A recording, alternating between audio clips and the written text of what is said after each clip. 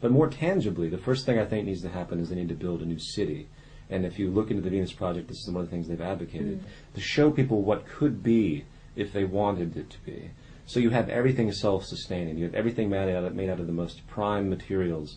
Granted, we're still going to have to do this within the monetary system, so there'd have to be a lot of financial backing to do it. But it would set this precedent to show, hey, this can be done. We can have an environment where there's virtually no waste. Everything's self-sustainable.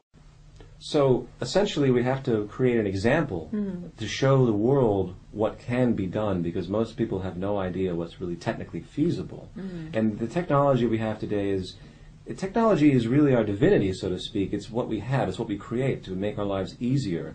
I'm not saying that that replaces other forms of, spirituality, but tangibly the utility of technology is what creates freedom for us. Nothing else.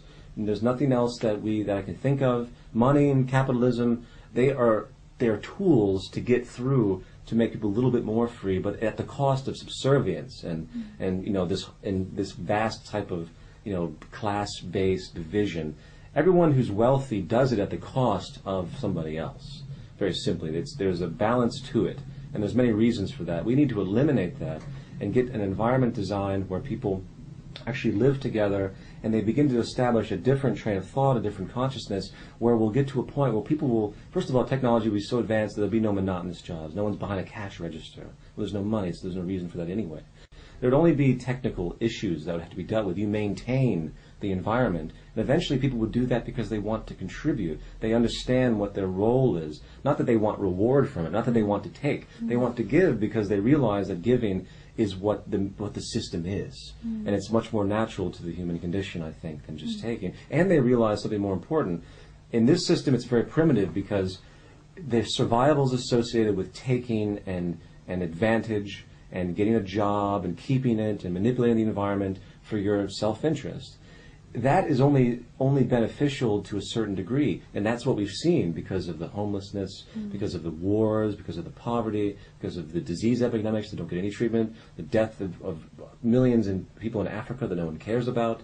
This is the cost of this. So it's in their own self-interest in a different way to actually contribute to society, and that's really the awakening that needs to happen, and that's what the entire element is completely about, with the Venus Project and the Zeitgeist movement, which is a grassroots means to try and get this information out there, get this understanding out there, and get people motivated on a global level to move forward in this direction.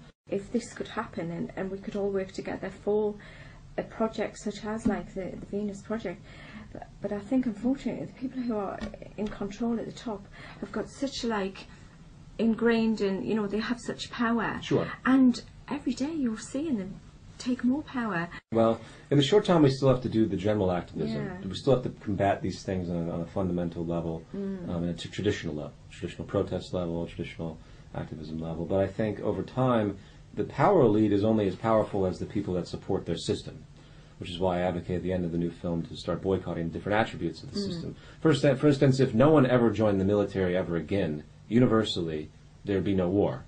If they didn't have the military, there would be no grounds for so many different things. They would have no means of control. Absolutely. And then the police would eventually go too. Awareness would shift in the human mind, where people that are police officers or military men would say, well, wait a minute, why am I supporting the system when I realize in the long run I'm actually hurting myself? And others, your family and people are close to you, yeah. Of course. Because who are you fighting against? We're all walking around on the same planet. Right. And even more profoundly, there really is no they. I really believe. I mean, there are obviously they in a temporal sense. There's an arrogant group of people that have maintained power for long periods of time. They continue to do so. But we still support that. There's really only us. And as long as we focus on the they, on a cognitive level, on a psychic level, so to speak, they will always exist. People give them the power. Yes, they give it up and they support the systems that have been created by them. But it's actually us. So that's one of the more cataclysmic things that people don't really realize on the fundamental level, that there really is no they. So I don't advocate activists that can perpetuate this, we have to battle the New World Order or battle this and that. They don't really get it. as far as I'm concerned. You know, I don't like that. I think they have to realize there's a reason why peace protesters are met with guys with automatic weapons, because they're waiting for the peace protesters to do something to bring them to the level of the men with the automatic weapons so they can use it. They want the conflict. So conflict isn't going to resolve anything. Yeah. So the more we battle something, the more the battle's going to go on. So that's something that people need to think about.